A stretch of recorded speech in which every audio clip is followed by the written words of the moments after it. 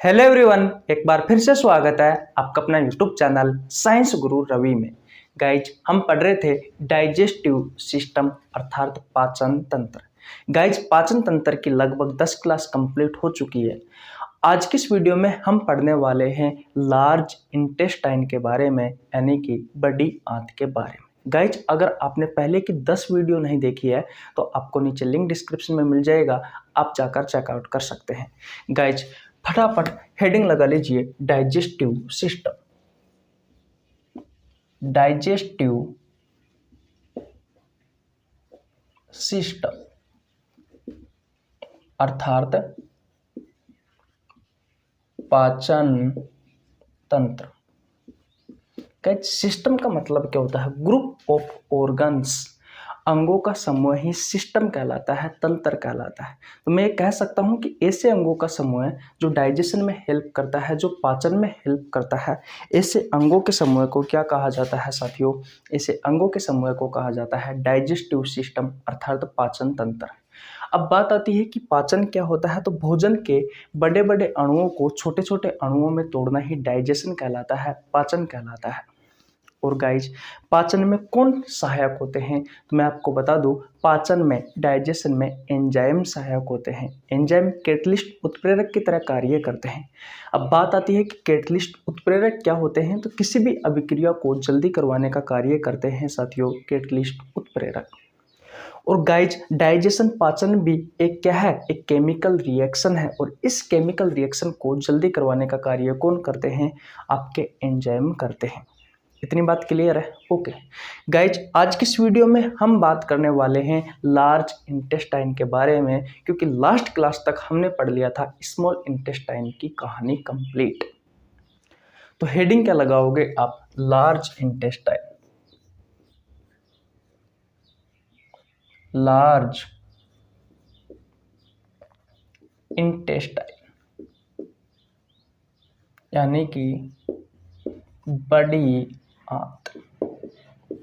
अब गाइज, इसके बारे में पढ़ने से पहले थोड़ी बहुत जानकारी हम जान लेते हैं कि किस तरीके से हम भैया लार्ज इंटेस्टाइन तक पहुंचे।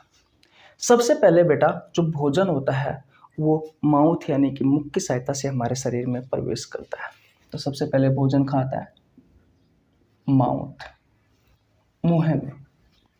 उसके बाद में बेटा, ये भोजन जो होता है ये जाता है भैया फूड पाइप की सहायता से। ये क्या है? ये है फूड पाइप। इसे ईसोफेगस भी कहा जाता है। भोजन नली की सहायता से ये पहुंचता है बेटा आपके पेट में। आपके पेट में कहाँ पहुंचता है भैया? आपके पेट में पहुंचता है। ये क्या है? ये है स्टोमच, आमाशय, जठर, या आप क्या कह सकते हो? इसे पेट कह सकते हो। उसके बाद में बेटा भोजन जाता है भैया स्मॉल इंटेस्टाइन में।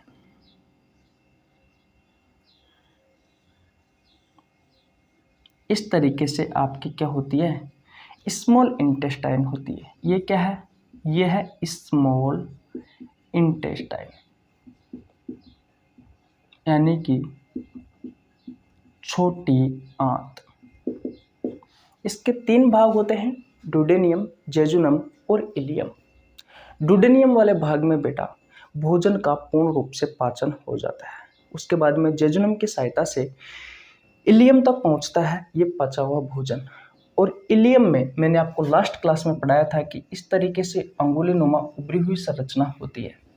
इसका पृष्ठीय क्षेत्रफल, सरफेस एरिया ज़्यादा होता है, कुछ इस तरीके से। इसे कहा जाता है विलाई या फिर विली या फिर दीर्घ्रोम कहा जाता है। क्या कहा जाता है इसे? दीर्घ्रोम कहा जाता है, दीर्घ्रोम हिंदी में। और बेटा इसी में ही इस पचे हुए भोजन का अवशोषण होता है। जितने भी न्यूट्रिएंट है, जितने भी पोषक तत्व है बेटा, उन सभी का अवशोषण होता है इसी इलियम वाले भाग में। अब बेटा छोटी आंत के बाद में जो भोजन जाता है वो जाता है लार्ज इंटेस्टाइन में, यानी कि बड़ी आंत में, जिसके बारे में आज की इस वीडियो में हम चर्चा करने वाले हैं। तो कुछ इस तरीके से होती है बेटा ये।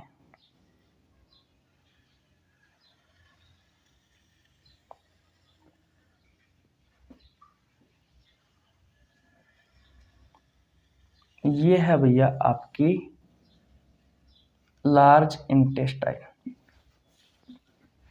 ये क्या है बेटा, ये है आपकी लार्ज इंटेस्टाइन, यानी कि बड़ी आंत।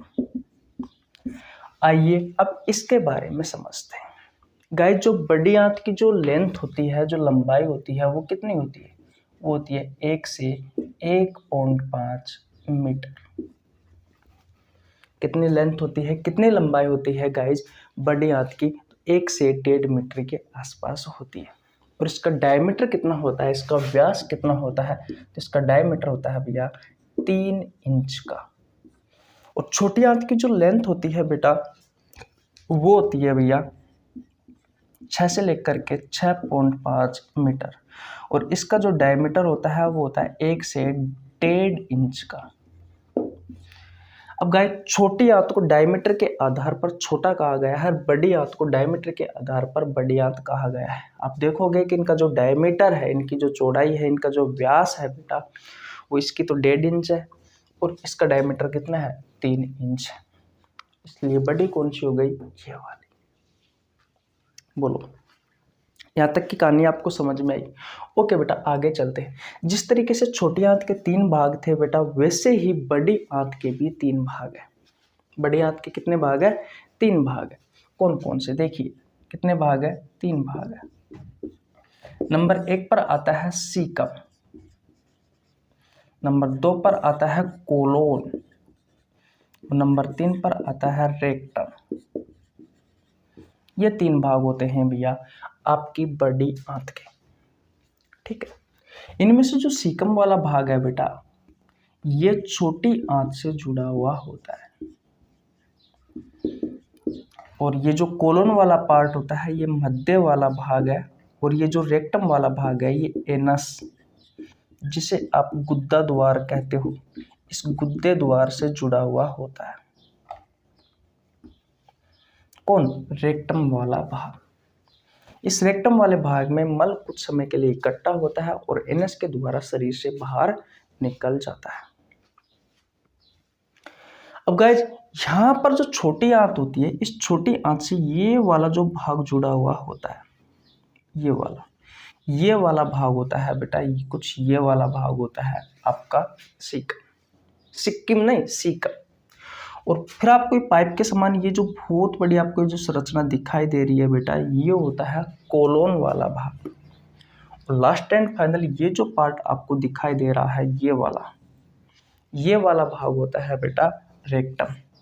और लास्ट में ये छोटी सी संरचना जो जुड़ी हुई होती है रेक्टम से, ये वाला भाग होता है एनस, गुदा द्वार, जिससे अपशिष्ट पदार्थ शरीर से बाहर निकलता है। तो बेटा सबसे बड़ा भाग कौन सा हो गया? तो भैया कोलोन हो गया, जो कि यहां से लेकर के यहां तक जा रहा है। तो सबसे बड़ा भाग कौन सा है? ये है कोलोन। अगर आपसे क्वेश्चन पूछा जाए कि बड़ी आंत का सबसे बड़ा भाग कौन सा है, तो क्या आंसर दोगे बेटा? कोलोन। ये बड़ी आंत का सबसे बड़ा भाग है। और यकीन मानिए गाइज, यहाँ से आपकी प्रतियोगी परीक्षाओं में बहुत सारे क्वेश्चन पूछे जाते हैं इस लार्ज इंटेस्टाइन से, इस बड़ी आंत से। अब कौन कौन से क्वेश्चन पूछे जाते हैं वो देखिए। तो सबसे पहले मैं मिटा देता हूं, उसके बाद में जो जो क्वेश्चन आपसे पूछे जाते हैं एक एक करके उन सभी क्वेश्चनों के बारे में चर्चा करते हैं। लेकिन गाइज, मिटाने से पहले मैं मेरे बारे में बता देता हूं। मेरा नाम रवि है। मैं सभी प्रतियोगी परीक्षाओं के लिए बायोलॉजी पढ़ाता हूं। जो कंटेंट आपको पेड कोर्स में उपलब्ध नहीं होता, उससे अच्छा कंटेंट देने की कोशिश करता हूं।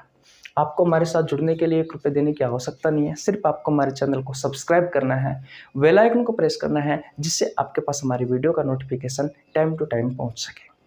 गाइज, मैंने बायोलॉजी के बहुत सारे चैप्टर करवा रखे हैं, बहुत सारे चैप्टरों की MCQ सीरीज करवा रखी है। आप हमारे चैनल पर ज़रूर विजिट करें।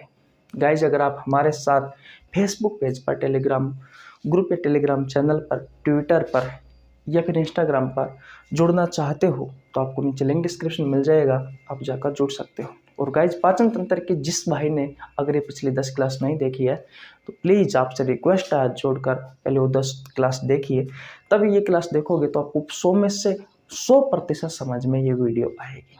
और अगर आप डायरेक्ट ये वीडियो देखते हो और आपको पहले अनुमान नहीं है पाचन तंत्र के बारे में, फिर आप कहोगे कि भैया मैं तो समझ में ही नहीं है। उसमें बेटा गलती मेरी नहीं है, आपकी गलती है, क्योंकि आपने पहले की वीडियो नहीं देखी है। इतनी कहानी समझ में आ गई? ओके, मिटा देता हूं और यहाँ से कौन कौन से क्वेश्चन आपके प्रतियोगी परीक्षा जैसे railway, SSC, NDA, PCS, NEET, पटवार, पुलिस, कौन कौन से क्वेश्चन पूछे जाते हैं इन सभी प्रतियोगी परीक्षाओं में, उन सभी क्वेश्चनों के बारे में चर्चा करते हैं। चलिए भैया आगे। ओके, देखिए भैया, बड़ी आंत के बारे में हम बात कर रहे थे। बड़ी आंत के कितने भाग होते हैं? तो आप कहोगे भैया कि बड़ी आंत के 3 भाग होते हैं। कौन कौन से? एक बार और लिख देते हैं। सीकम, नंबर 2 पर कोलोन और नंबर 3 पर रेक्टम। डायग्राम भी बना लेते हैं। तो कुछ इस तरीके से आपकी छोटी आंत होती है। फिर यहाँ से बेटा कुछ इस तरीके से ये बड़ी आंत जुड़ी हुई होती है।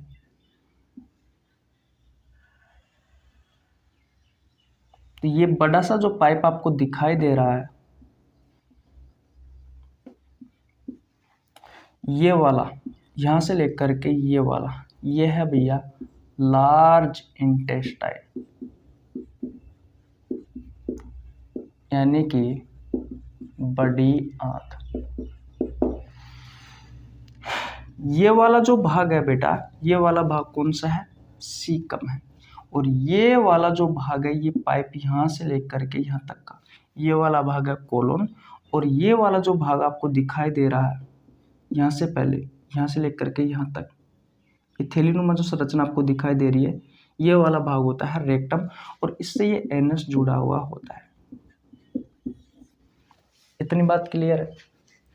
अब देखिए, ये जो सीकम वाला भाग होता है, ये वाला भाग, यहाँ पर एक ऐसे कीड़े के समान एक संरचना आपको दिखाई देती है यहाँ पे, और इस संरचना का नाम होता है अपेंडिक्स। अपेंडिक्स क्या? तो इस सीकम से कौन जुड़ा हुआ होता है? अपेंडिक्स जुड़ा हुआ होता है। आप ऐसे भी लिख सकते हो, अपेंडिक्स। अब ये अपेंडिक्स है क्या भैया? पहले ये बताओ। ये वेस्टिजियल ऑर्गन है। ये क्या है? वेस्टिजियल ऑर्गन है, यानी कि अवशेषी अंग है। अब भैया मुझे समझ में नहीं आया कि ये अवशेषी अंग होता क्या है। तो गाइज, ऐसा कोई ऑर्गन, ऐसा कोई अंग जो हमारे शरीर में तो है, लेकिन हमारे शरीर में वो कोई काम नहीं करता, वो होता है बेटा वेस्टिजियल ऑर्गन, अवशेषी अंग। समझ में आया? ऐसा कोई अंग जो हमारे शरीर में है लेकिन उसका कोई काम नहीं है, वो होता है वेस्टिजियल ऑर्गन। गाइज, हमारे शरीर में 5 वेस्टिजियल ऑर्गन है, जिसमें से नंबर 1 पर आता है विजडम टीथ, अक्ल के दांत। नंबर 2 पर आता है बॉडी हेयर, शरीर के बाल। नंबर 3 पर आता है पिन्ना, कान का बाहरी भाग, कान का बाहरी भाग। और नंबर 4 पर आता है टेल बोन, पूंछ की हड्डी, जो हमारे रीढ़ की हड्डी के सबसे एंड में होती है। और नंबर 5 पर आता है ये अपेंडिक्स। बेटा, ये ऐसे वेस्टिजियल ऑर्गन है जो हमारे शरीर में तो है, लेकिन इनका कोई काम नहीं है। अब बात आती है कि ये क्या करता है। तो बेटा, ये जो अपेंडिक्स होता है, ये सेल्यूलोज के पाचन में सहायक होता है। सेल्यूलोज के पाचन में सहायक होता है। देखिए, ऐसा कहा जाता है कि इंसान जो है वो पहले बंदर थे, और बंदर होते थे बेटा, वो घास, फूल, पत्ती ये सब खाते थे। और आपको पता है पेड़ की जो पत्तियां होती है, जो घास होता है, उसमें सेल्यूलोज पाया जाता है। तो सेल्यूलोज के पाचन में, उन घास की पत्तियों, घास फूस के पाचन में कौन सहायक होता था? ये अपेंडिक्स सहायक होता था।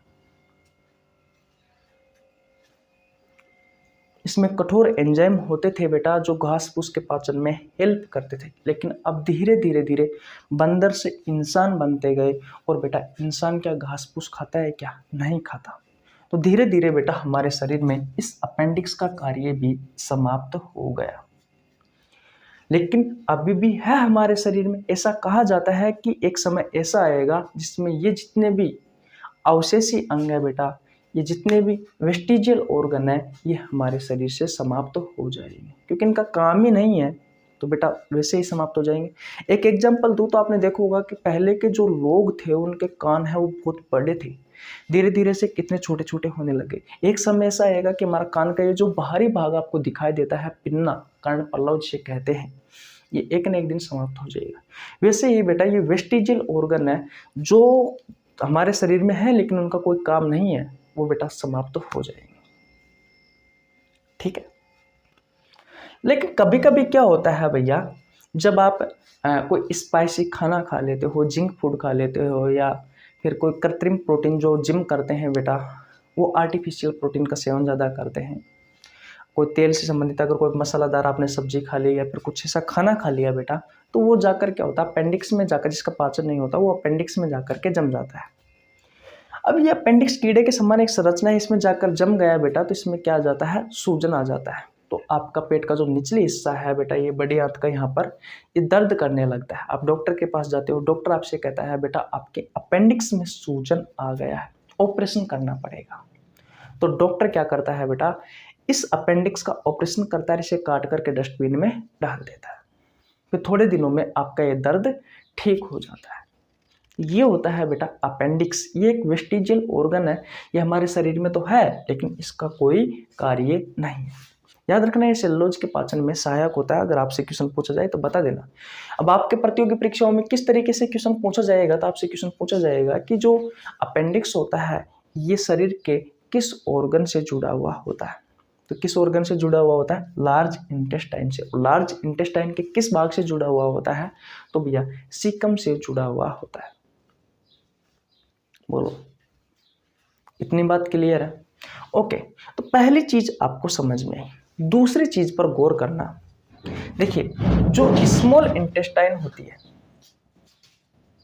जो स्मॉल इंटेस्टाइन होती है, ये क्या करती है, इसमें भोजन का पाचन होता है डुोडेनियम वाले भाग में, और इलियम वाले भाग में क्या होता है, अवशोषण होता है।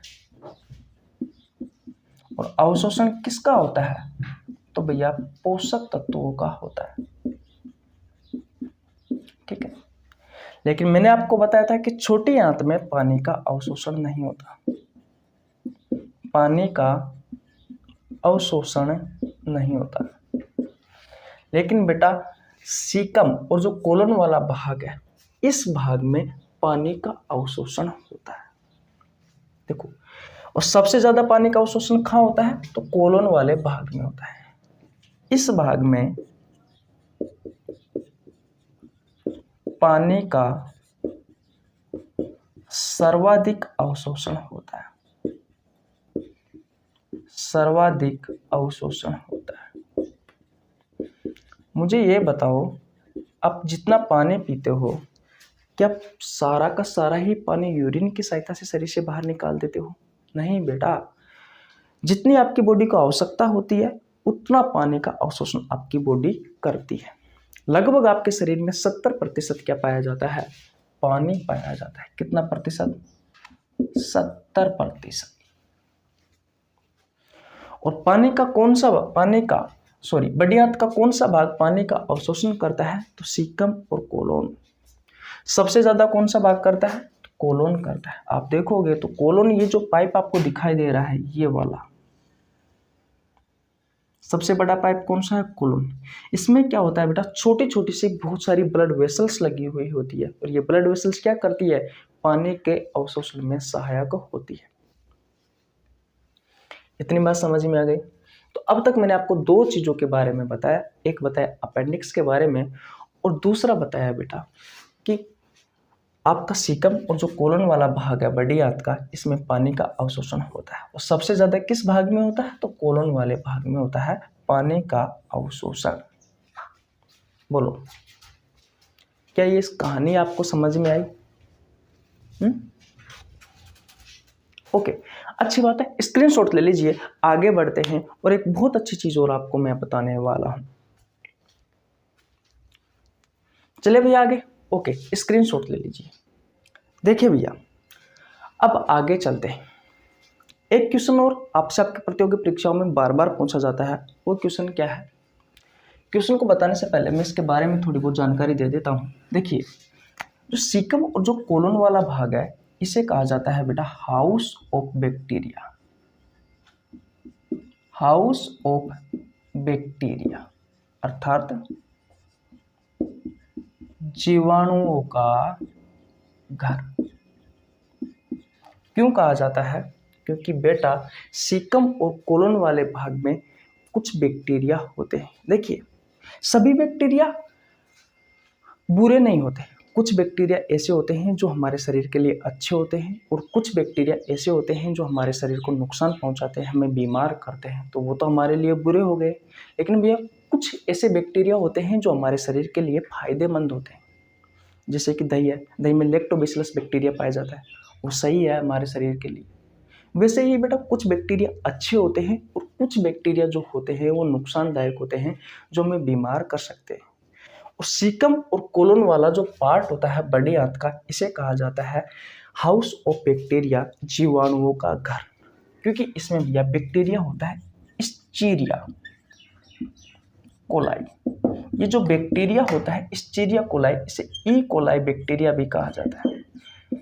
ई कोलाई बैक्टीरिया भी कहा जाता है। ये हमारे सीकम, बड़ी आंत का सीकम और कोलन वाला जो भाग होता है बेटा, इसमें उपस्थित होता है। इसमें उपस्थित होता है। अब ये क्या करता है भैया? देखिए, जो भोजन होता है, अब अपचित भोजन है, क्योंकि भोजन का पाचन तो किसमें हो गया? छोटी आंत में हो गया। पोषक तत्वों का एब्जॉर्प्शन हो गया इलियम वाले भाग में।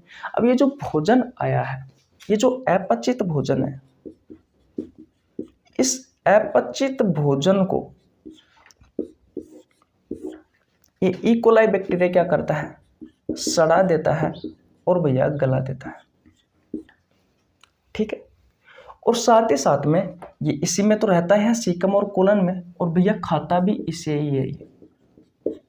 यानी कि इस अपचित भोजन से इस ई कोलाई बैक्टीरिया को भोजन भी मिल जाता है, रहने के लिए जगह भी मिल रही है। इतनी बात समझ में आ गई आपको? और ये क्या करता है? इस अपचित भोजन को सड़ा देता है और गला देता है। अब देखो, ये जो बैक्टीरिया है, इस बैक्टीरिया को क्या फायदा है और क्या नुकसान है? भाई रहने के लिए तो जगह मिल रही है कि नहीं है? ये सीकम और कोलन वाले पार्ट में रह रहा है ये बैक्टीरिया, ई कोलाई बैक्टीरिया, और क्या कर रहा है? ये अपचित भोजन को सड़ा रहा है और गला रहा है, और साथ ही साथ में से भोजन मिल रहा है, क्योंकि ये इसी को ही खा रहा है। ये तो फायदा हो गया भैया इस बैक्टीरिया का, लेकिन हमें क्या फायदा है भैया इस बैक्टीरिया से? ये बैक्टीरिया के शरीर में बेटा विटामिन के और विटामिन B12 का निर्माण होता है, और हमारे शरीर को बेटा विटामिन की आवश्यकता होती है। विटामिन की आवश्यकता होती है। अब देखो, हमारे शरीर को ये बैक्टीरिया फायदा पहुंचा रहा है क्योंकि हमें विटामिन दे रहा है, विटामिन के और विटामिन B12। और ये जो ई कोलाई बैक्टीरिया है, इसे खाना मिल रहा है, रहने के लिए जगह मिल रही है, और भैया ये क्या कर रहा है? इस अपचित भोजन को सड़ा रहा है, गला रहा है।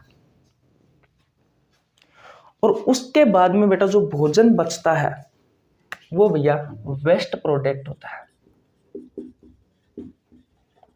या मैं कह सकता हूं कि अपशिष्ट पदार्थ होता है। और इस अपशिष्ट पदार्थ को भैया, ये अपशिष्ट पदार्थ कुछ समय के लिए जो रेक्टम वाला भाग होता है इसमें ठहरता है। ठीक है, और फिर उस बाद में बेटा ये जो एनस वाला भाग है, इसकी सहायता से शरीर से बाहर निकल जाता है। यहाँ पर पानी का अवशोषण हो गया था सीकम और कोलन में, जिससे ये जो आपका मल है ये भैया ठोस हो गया था, क्योंकि इसमें क्या हुआ? पानी का अवशोषण कर लिया था भैया, है ना, सीकम और कोलन वाले भाग में। तो मल जो है बेटा वो ठोस सॉलिड रूप में हो गया था। ठीक है। उसके बाद में इसे सड़ाया गलाया ई कोलाई बैक्टीरिया ने और बाद में कुछ समय के लिए रेक्टम वाले भाग में ठहरता है और एनस वाले भाग की सहायता से शरीर से बाहर निकल जाता है।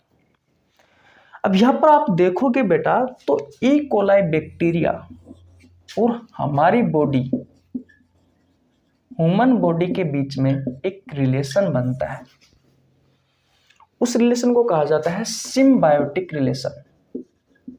सिम्बायोटिक रिलेशन, सहजीवन संबंध। अब भैया मुझे समझ में नहीं आया कि सहजीवन संबंध क्या है। तो देखिए दो ऐसे अलग अलग जीव जो एक साथ रहते हैं और उससे एक दूसरे को फायदा मिलता हो, ऐसे रिलेशनशिप को क्या कहा जाता है? सिम्बायोटिक रिलेशनशिप कहा जाता है, सहजीवन संबंध कहा जाता है। एक बार और बताता हूं कि सिम्बायोटिक रिलेशनशिप क्या होता है, रिलेशन क्या होता है, सहजीवन संबंध क्या होता है। दो अलग अलग जीव जो एक साथ रह रहे होते हैं और उसके रहने से एक दूसरे को फायदा मिल रहा हो, ऐसे रिलेशनशिप को क्या कहा जाता है? सिम्बायोटिक रिलेशनशिप कहा जाता है। गाइस हमारी बॉडी को इस बैक्टीरिया के शरीर में क्या बनता है? विटामिन के और विटामिन B12 फायदा हो रहा है। और ये क्या कर रहा है? इस अपचित भोजन को सड़ा रहा है और गला रहा है। ये तो हमारे फायदे हो गए। और इस बैक्टीरिया को हमसे क्या फायदा हो रहा है? एक तो रहने के लिए जगह मिल रही है, सीकम और कोलन का हाउस ऑफ बैक्टीरिया, जीवाणुओं का घर खा गया है, और साथ ही साथ में ये इस अपचित भोजन को खा रहा है। उसके बाद में बेटा ये जो भोजन है ये वेस्ट प्रोडक्ट अपशिष्ट पदार्थ होता है और ये अपशिष्ट पदार्थ को एनस वाले भाग से शरीर से बाहर निकाल दिया जाता है। आजकल एनस वाले भाग में बेटा कैंसर होता है बहुत खतरनाक, और जिसको भी हो जाता है उसका 100 कहने का मतलब 80 से 90% संभावना रहती है कि उसकी मृत्यु हो जाए। बहुत ही खतरनाक कैंसर है भैया, किसी को ना होना चाहिए। तो बोलो बेटा यहाँ पर आपका बॉडी आज समाप्त हो जाता है। आपका पाचन की शुरुआत मुंह से हुई थी और एनस वाले भाग पर खत्म हो जाती है, ये मैंने आपको बताया था। और यहाँ पर आपके डाइजेस्टिव सिस्टम जो पाचन तंत्र है वो समाप्त हो जाता है, क्योंकि आपने जो खाना खाया वो मुंह से खाया और last and final waste product के रूप में शरीर से बाहर निकल गया एनस वाले भाग की सहायता से। तो सारी कहानी बीच की जितनी भी मैंने इन 11 क्लासों में बताई है, क्या वो सारी कहानी आपको समझ में आई या नहीं आई? देखो अपेंडिक्स से क्वेश्चन आते हैं, सिम्बायोटिक रिलेशनशिप से क्वेश्चन आते हैं। सिम्बायोटिक रिलेशन टोटल आपकी बायोलॉजी में 5 रिलेशन होते हैं। ये पहला है, इसके अलावा 4 और पढ़ाने वाला हूं। किस दिन टाइम मिल गया तो एक ही क्लास में 5 सिम्बायोटिक रिलेशन को बता दूंगा। जुड़े रहना, छोड़कर मत जाना। जो क्वेश्चन आपसे आपके प्रतियोगी परीक्षाओं में पूछे जाते हैं, PCS lab assistant question, lab assistant के एग्जाम में, नेट के एग्जाम में बहुत अच्छे क्वेश्चन पूछे जाते हैं, वो सभी अच्छे क्वेश्चन मैं आपको जरूर करवा के रहूंगा, बिल्कुल आसान भाषा में, ताकि आपको बहुत अच्छे से समझ में आ सके बेटा। शर्त यह है कि आपको हमारे साथ जुड़े रहना है। कुछ आया समझ में आपको? इतनी कहानी मैंने आपको बताई, किस तरीके से भोजन हमारे शरीर में हम खाते हैं, फिर उसका पाचन होता है, अवशोषण होता है, किस तरीके से मल बनता है, किस तरीके से शरीर से बाहर निकलता है, किस तरीके से एंजाइम, कार्बोहाइड्रेट, प्रोटीन और वसा का पाचन करते हैं, वो सारी कहानी मैंने आपको समझाई। तो यहाँ पर आपके चैप्टर समाप्त हो जाता है। एक क्लास और बचती है, वो क्लास इतनी इम्पोर्टेंट है नहीं है, क्योंकि पाचन तंत्र से संबंधित जो बीमारियां हैं जैसे कि कब्ज हो गया, डायरिया हो गया, उल्टी हो गई, सारी बीमारियां छोटी मोटी बीमारियां होती है, ये हम आपको किसी दिन एक क्लास में करवा देंगे। लेकिन वैसे देखा जाए तो ये आपके चैप्टर समाप्त हो चुका है, क्योंकि वहाँ से क्वेश्चन बनते भी नहीं है आपके एग्जाम में। कोई बाई चांस रहता है कि बन जाए, लेकिन बनते ही नहीं है, क्योंकि आज तक आते हैं तो कभी कभी कोई पूछ ले, ऐसे आते हैं, ऐसी कोई बात नहीं है, लेकिन बहुत कम देखने को मिलते हैं। तो इतने इंपॉर्टेंट नहीं है, देख लेना। आप सब जानते हो कि डायरिया क्या होता है, उल्टी क्या होती है, कब्ज क्या होता है। ऐसे छोटे मोटे ये बीमारियां हैं जो आपको पाचन तंत्र से संबंधित देखने को मिलती है। गाइज मैं आपको बता दूं, अब इसके बाद में आपको इस चैप्टर को और अच्छे से क्लियर करने के लिए मैं क्या कर रहा हूं, अब तक के जितने भी एंजाइम जो मैंने आपको पढ़ाए, जो भोजन के पाचन में सहायक थे, किस तरीके से कार्बोहाइड्रेट के पाचन में सहायक हुए हैं, प्रोटीन के पाचन में सहायक हुए हैं, फैटी लिपिड्स वसा के पाचन में सहायक हुए हैं, इन सभी एंजाइमों को मैं अलग अलग करवाने वाला हूँ।